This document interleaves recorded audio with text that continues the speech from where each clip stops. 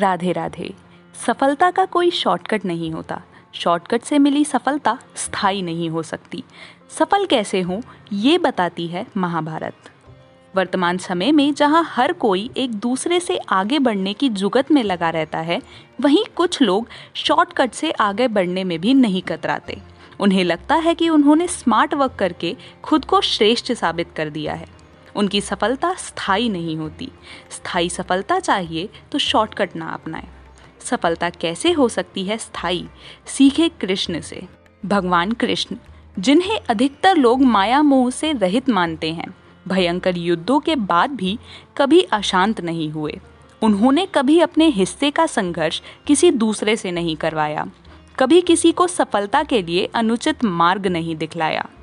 महाभारत के भीषण युद्ध को अकेले कृष्ण पांडवों के लिए एक दिन में जीतने में सक्षम होने पर भी युद्ध पांडवों से ही करवाया। उन्होंने सिर्फ पांडवों का मार्गदर्शन किया।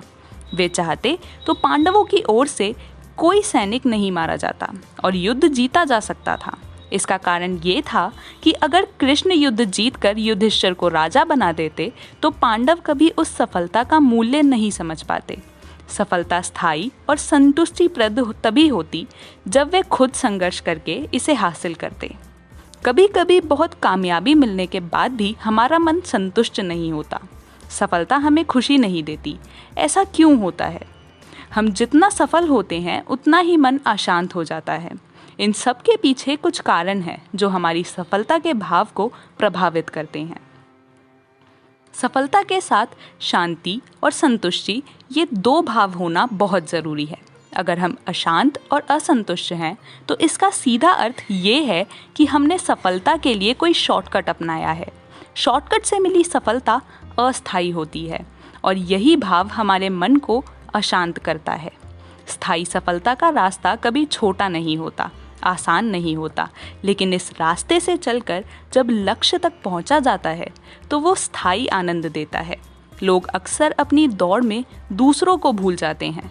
कौन आपके पैरों से ठोकर खाकर गिरा, किसने आपकी सहायता की, ऊंचाई पे जाकर सब विस्मृत हो जाता है। आपको हमारी ये जानकारी कैसी लगी? इस जानकारी को अधिक लोगों तक पहुंचाएं।